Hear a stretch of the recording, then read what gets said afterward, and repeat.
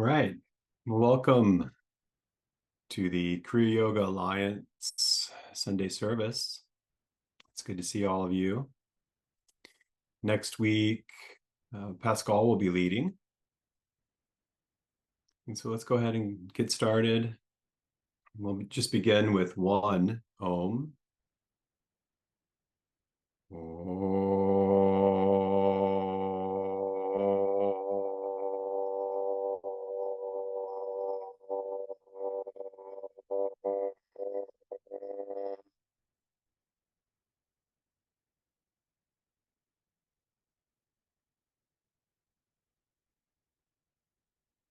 Peace.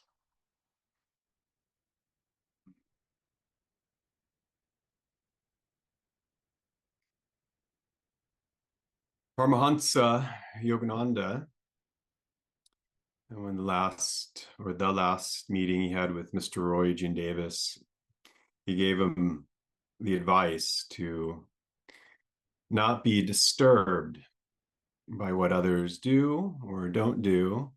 And he said, don't look back. Don't look to your left. Don't look to your right. Look straight ahead and go all the way. And this is our goal. The path of Kriya Yoga is helpful to anyone that is well enough to apply the disciplines and learn the philosophy. It's anyone can benefit from it.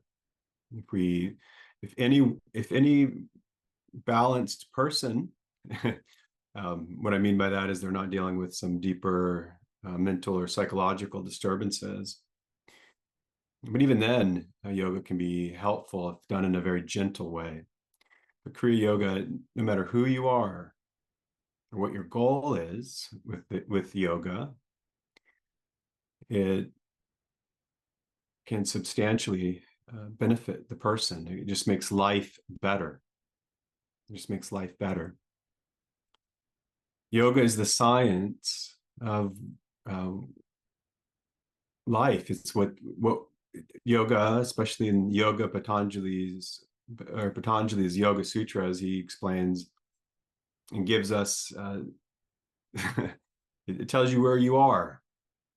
What is this? What's going on? And how to work with it. And those of you or those of us that have had that experience of wanting to know the truth, wanting to experience the truth, wanting to know, what am I? What is this? What is it for? Yoga offers a very clear and supportive path to that awakening. And there's a great importance that we don't get too disturbed on the path, because when we are looking straight ahead, we are going towards our goal of becoming fully awake, becoming awake and aware and understanding our true nature. It is to hold within our awareness at all times, remembering that that is what our goal is. It's what we are moving towards. We want to understand it. We want to experience it. We are trying to remember that at all times. And so God is the object which we are trying to perceive. All right. But it's not so easy, because we close our eyes and we go inward, and our thoughts can take our awareness to other places very easily. And as we live our life and we are in the outer world and interacting with people, places, and things, it also draws our awareness out to these other places.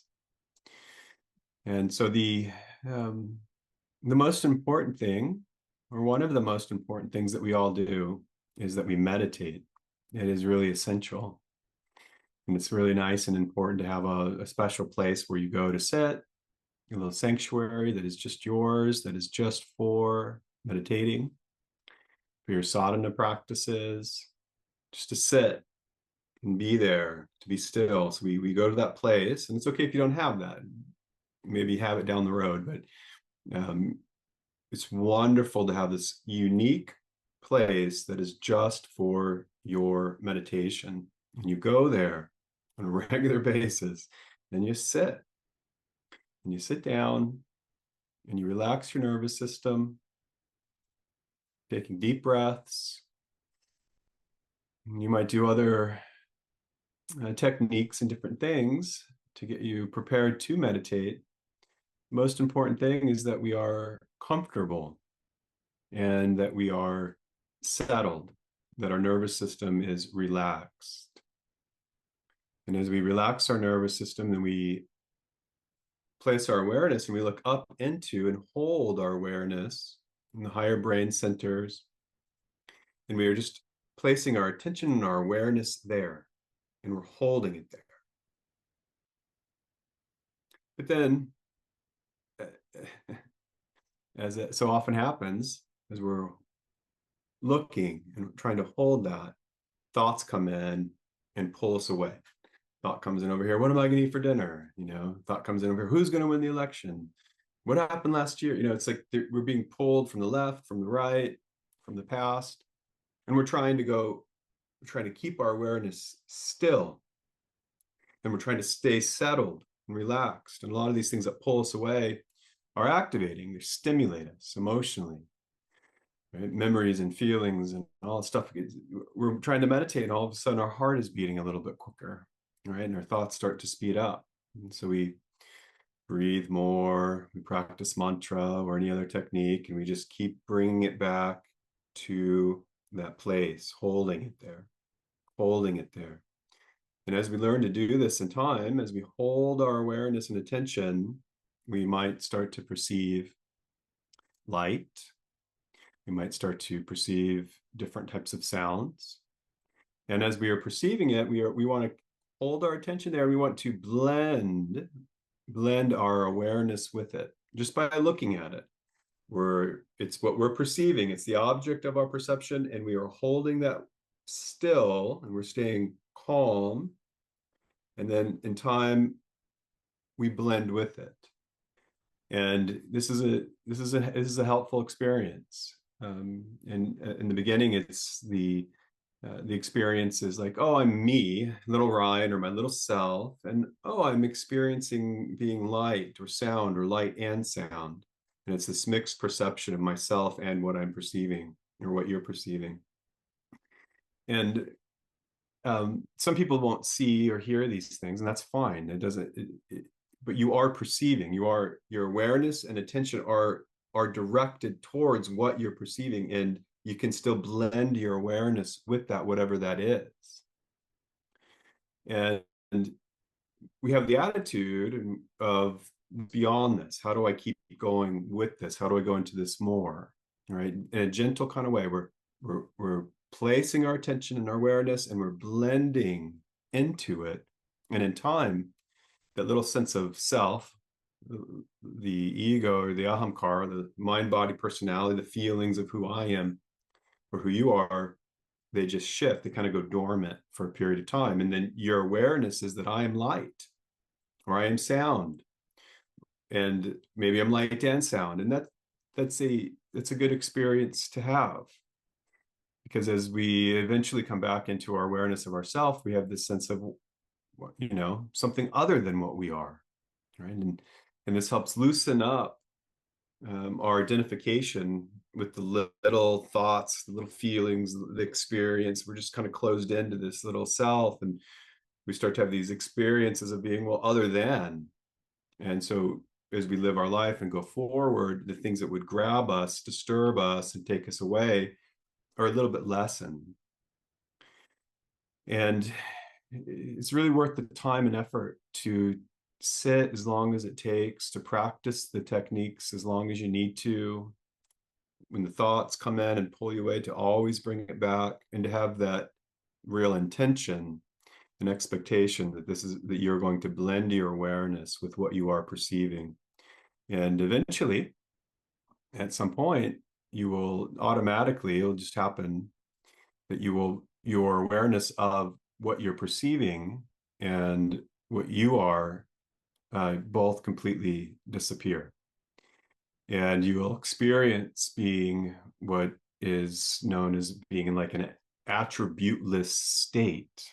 It is a true place of peace. It is pure being, yet it has no attributes. So there's no way to describe that experience, except sometimes you would say, well, I was in nothingness, this kind of thing. And eventually, the part of you that became dormant comes back in, and it pulls you back in to your sense of self.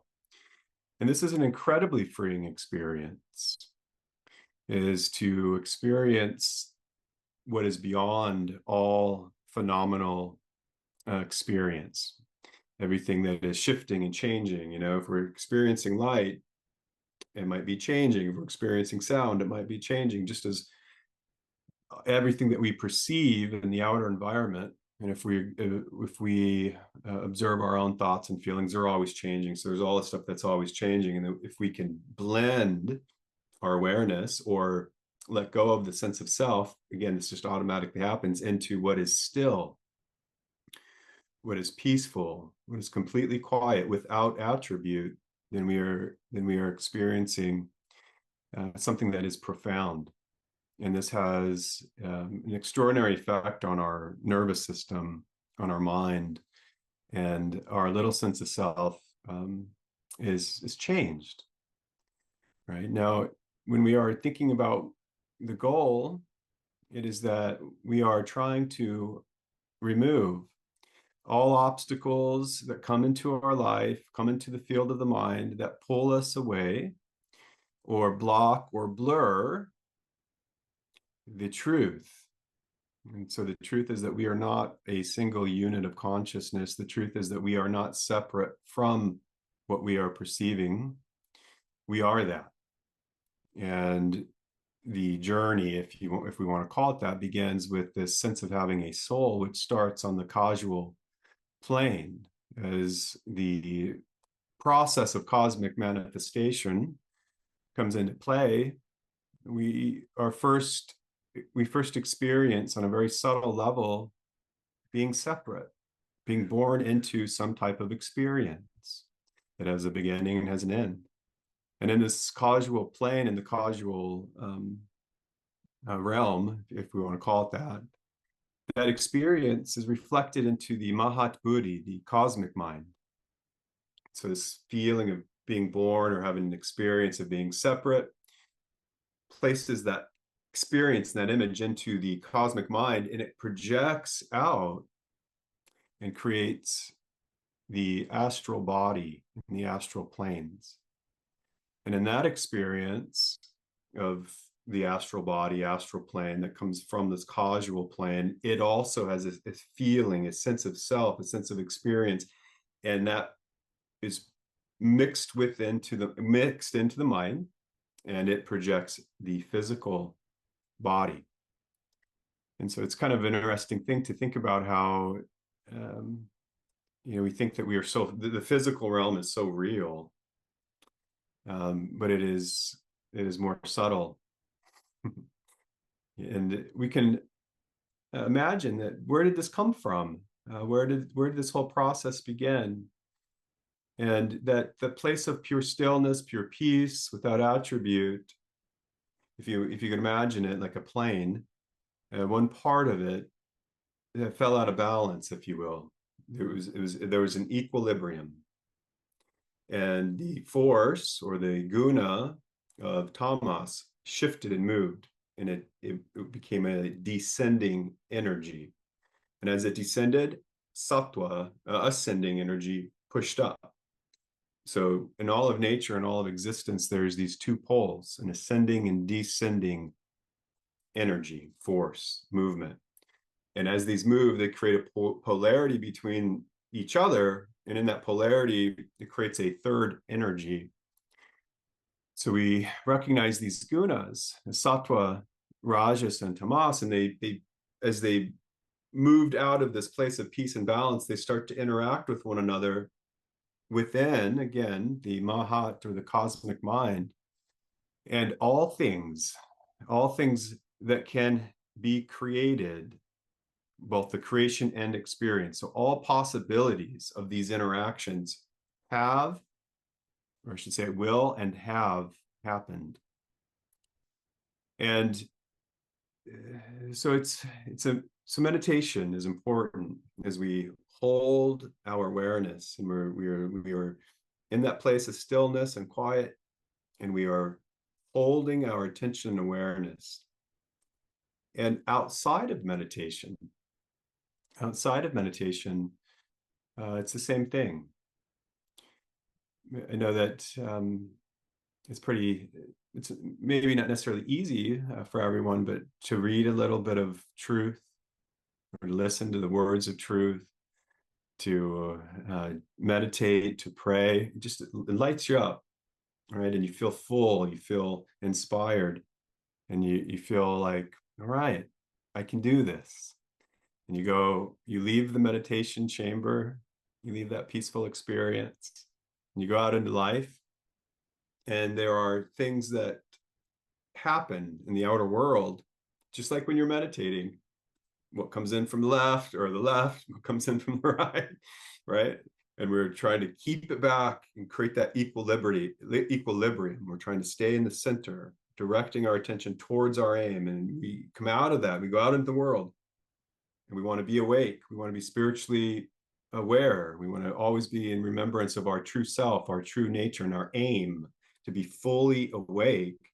But then something comes into the field of awareness and it pulls us towards it. And this could be something that's really fun and exciting. It's activating. It's something we really like and want. And I'm going to go towards this. And it stirs us up. And what that is can take us down a path on a road. And it might be a week, it might be a month, it might be 3 years.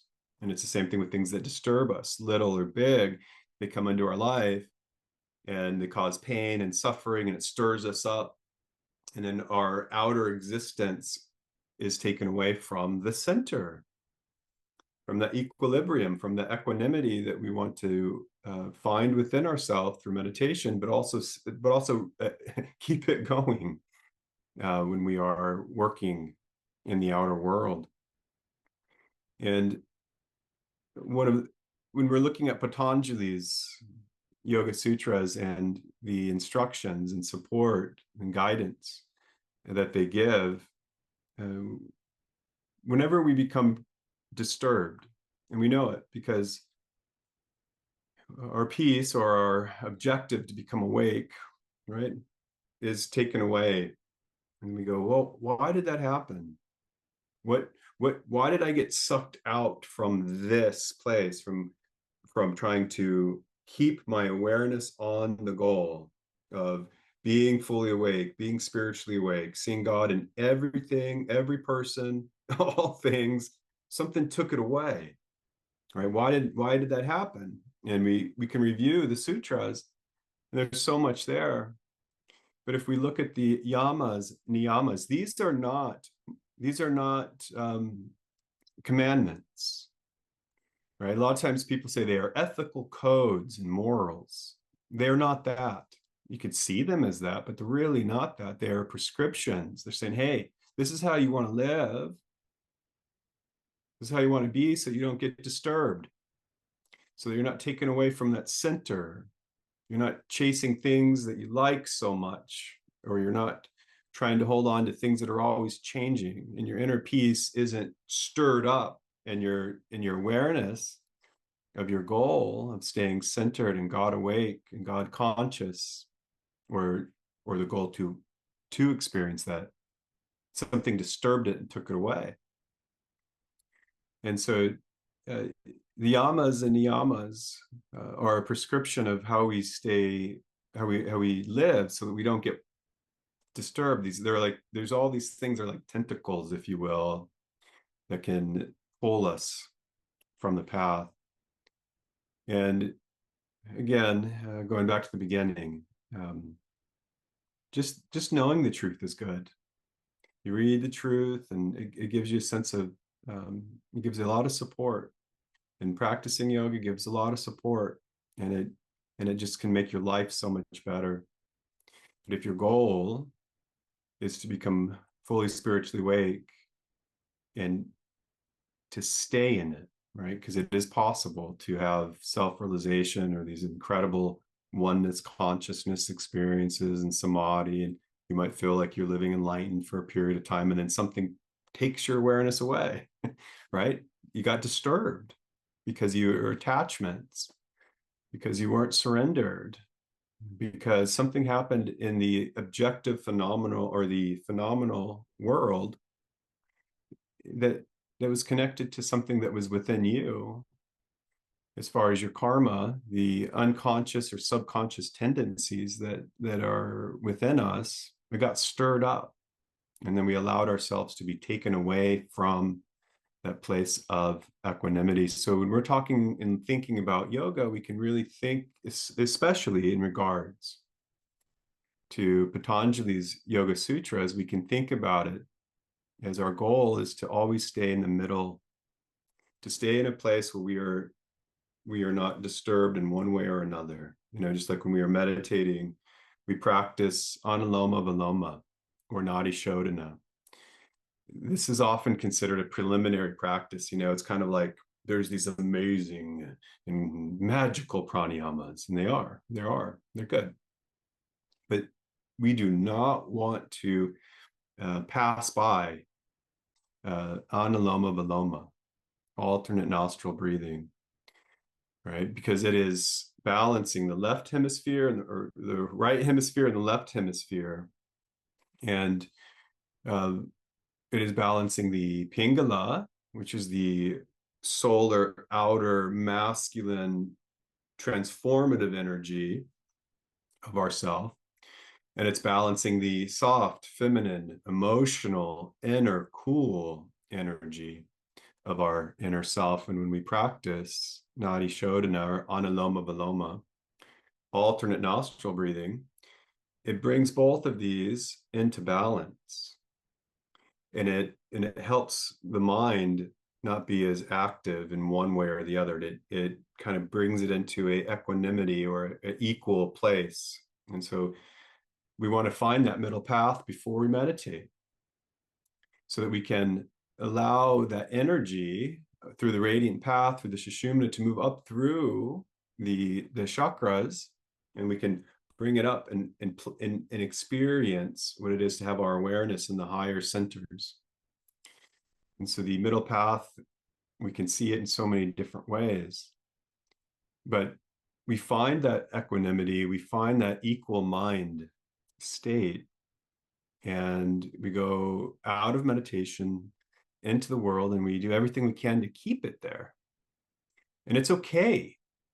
I mean, it's just natural. It's normal for things to come in and disturb and to take our awareness away. But it is our practice, it is our discipline. Whenever we're meditating and our thoughts get pulled somewhere, we go, oh, I'm bringing it back. And I'm finding that equilibrium. I'm bringing it back. And this is where I am. This is where I live. This is who I am. Right? And the same thing going into the world. You know, things happen and it takes our attention and awareness, and it disturbs our peace. It brings us away from the middle, from the center. And we do the same. We go, all right, what do I need to do to let this go, or to shift my consciousness around this? And we bring it back to center. And just like meditating, we're going to work with our mantra and work with whatever other technique we're using so that we are not attached to our thoughts or interacting with them, and to get into that place of stillness. In the outer world, it's the same thing. Meditation is practice for living in the world. One is inner, one is outer, and our attention is being pulled in so many different directions. And so as a yogi, it is our discipline to do everything we can to not allow ourselves to be pulled out, but to notice when we have, right? We've all had the experience of meditating and interacting with our thoughts, and we didn't even realize it was happening. And all of a sudden it was 15, 20 minutes. And it's like, where did I go? Right? It's just like that in the outer world. We get drawn away from that center and interacting. And sometimes we don't even know it's happening, but we want to have the awareness that it is, or create the awareness when it is. And the way that we can notice this the most is we don't feel as good. We feel up, we feel activated, stirred up, you know, angry, sad, depressed, worried, right? Or there's like this stronger sense of ambition towards a shiny object. If I do this or have that or whatever it is, I'll feel better, right? Either either one of these pull us away from that center and we notice it. We have the awareness to notice it. And just like meditation, we go, okay, I'm bringing it back. And when we are awake and we are walking through life, from doing chores, dishes, vacuuming, to answering emails, to um, walking in a park, whatever it is that we're doing, whatever it is our duty, whatever is our action at the time, we want to practice keeping our mind on seeing that everything that we see, everything that we taste, everything that we touch, every person that we come in contact with or hear about or know about, all of this is divine. It is all the same essence of creation. It runs through everything. There's nothing that is outside of it. And so as we practice or have the discipline of always bringing our awareness back to, I am in God, I am in it. And every person I see is also in it, and they are of it. And sometimes there's people or things that we don't like, but we can practice and know from the deepest level of our being that they are divine. They are the same substance as all, as you and God, or whatever you want to call it, right? So um, there's a part two to this because I was overly ambitious or inspired, and so when I talk again on the 17th, I'll actually go into some specific practices or ways that we can find a greater equilibrium or balance or center within ourselves so we can live the middle path. I'll talk about those then. Um, but I don't want to uh, I don't want to make it seem like it's a light thing. It's not a light thing. It's not and at first it can be difficult, but it's just the practice of always being aware of your goal, to be awake and to, again, keep in your heart, to keep in your mind, no matter where you are or what you're thinking, no matter who you're with, you're all of it is God. Yogananda recommended, to wake up in the morning. And the first thing you do when you wake up in the morning, you say, God, Christ, Guru. God, Christ, Guru. And I like that, but it's just the intention of, as soon as you become aware of the little self, is to be like, bam, I'm in God.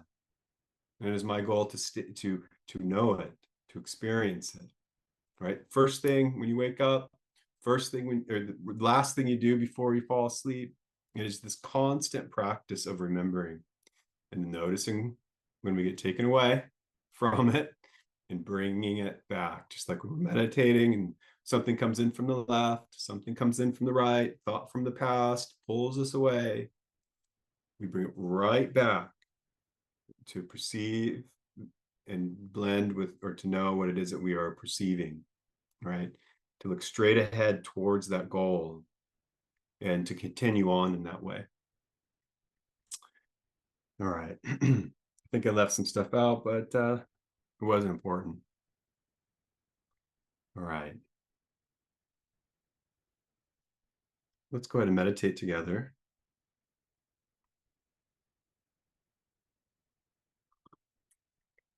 We will do 3 ohms together if you'd like to.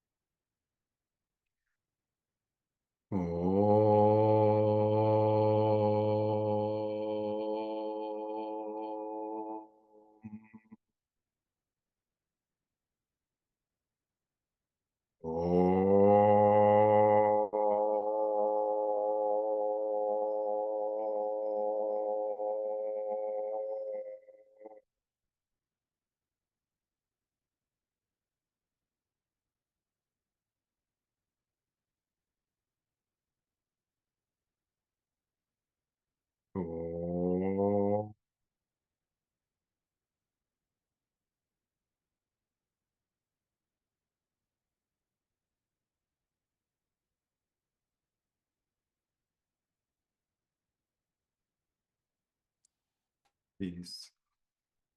Sitting upright. Make sure your back is nice and straight.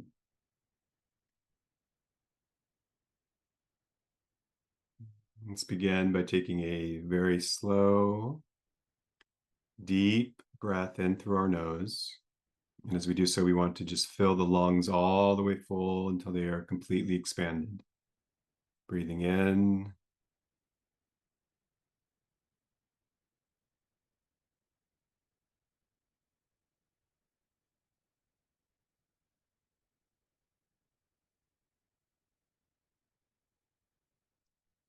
Hold.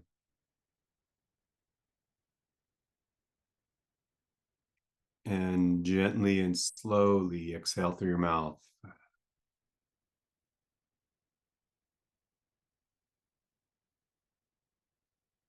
Again, take a nice, slow, deep, deep breath in.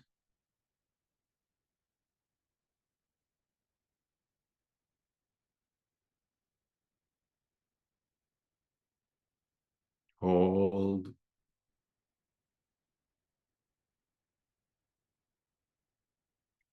And gently exhale.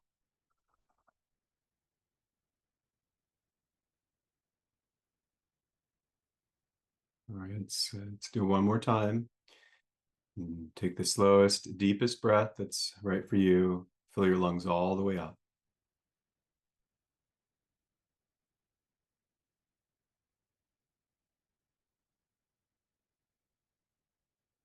Hold.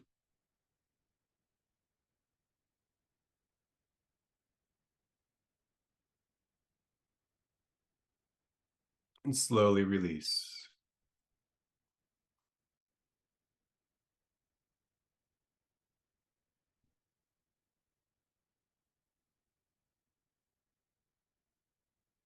Good. And just breathe normal, breathe naturally. Make sure you have relaxed all the tension in your body. Relax your feet, relax your legs, relax your fingertips, your fingers, your wrists, your hands. Relax your belly.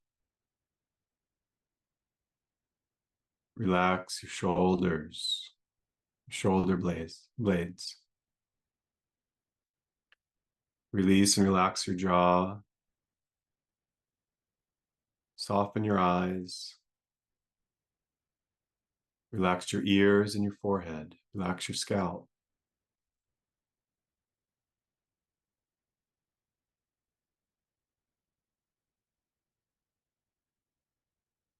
And we can bring our awareness to our heart, the center of our being.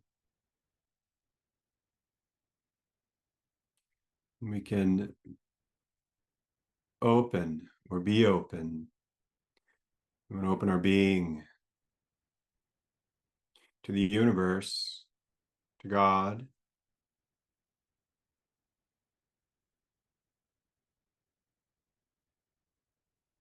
We want to be open and acknowledge it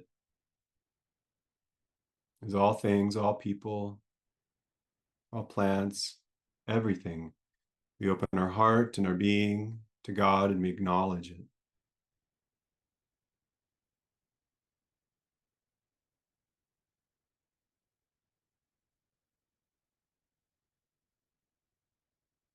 And as we do so, we can acknowledge the divine nature of all beings, of all things, here on this planet and everywhere else.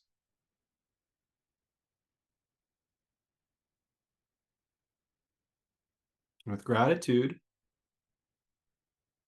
we can be very grateful as we think about and honor all the teachers in our life, all the people that came in and supported us, taught us, encouraged us.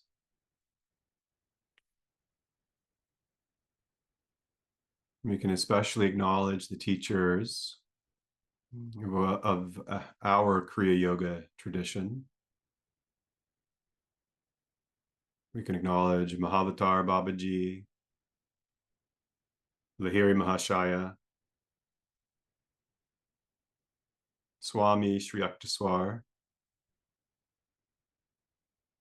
Paramahansa Yogananda, Roy Eugene Davis. We can acknowledge all their lineages of truth in the world, all of their successors.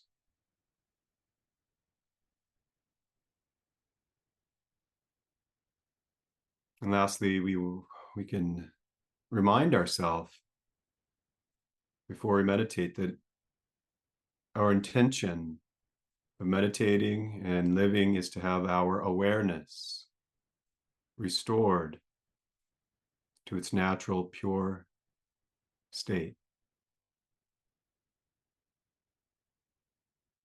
Placing our awareness in our higher brain centers, we want to gently look up and into and hold our awareness and attention there.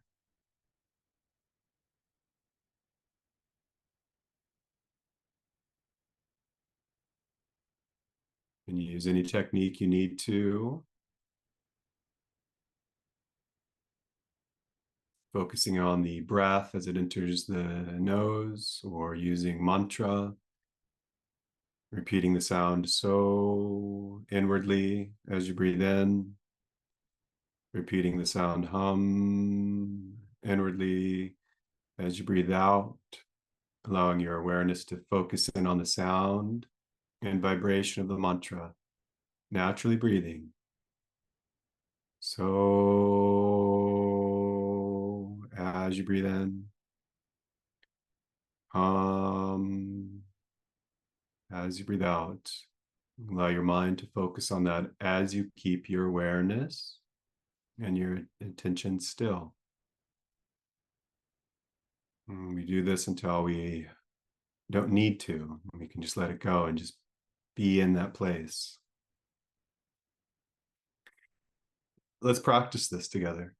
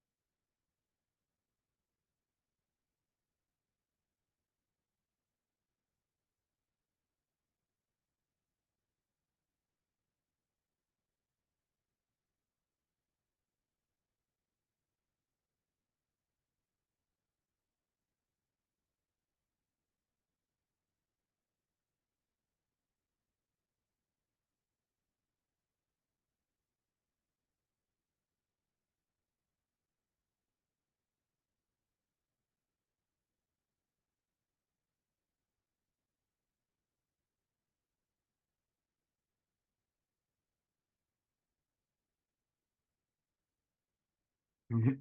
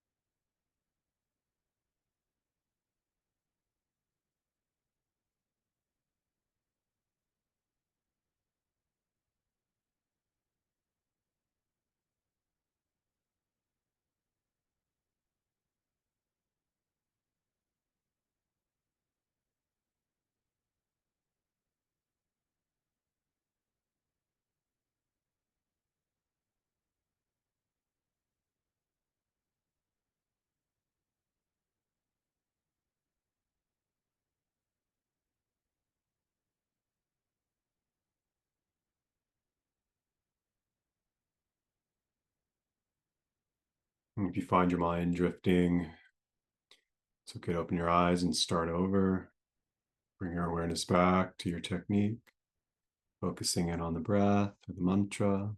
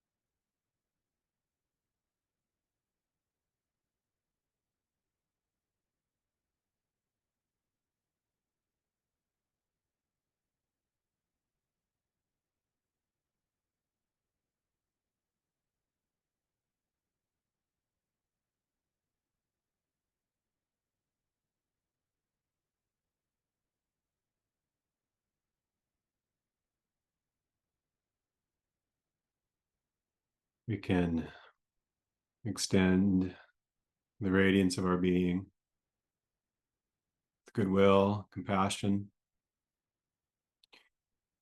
to all beings everywhere.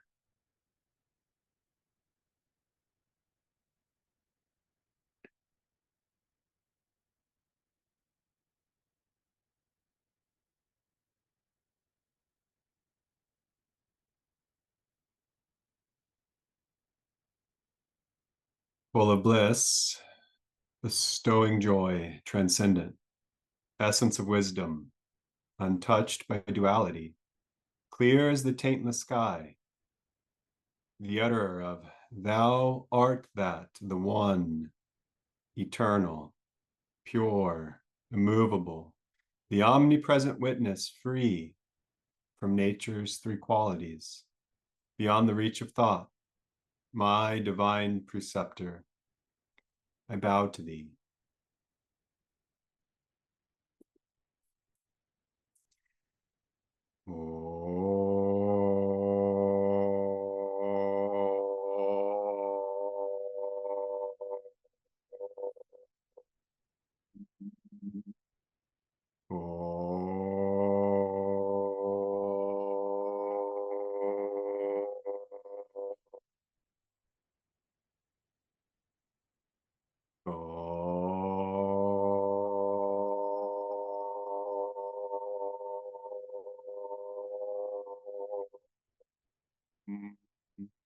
Shanti, Shanti, Shanti.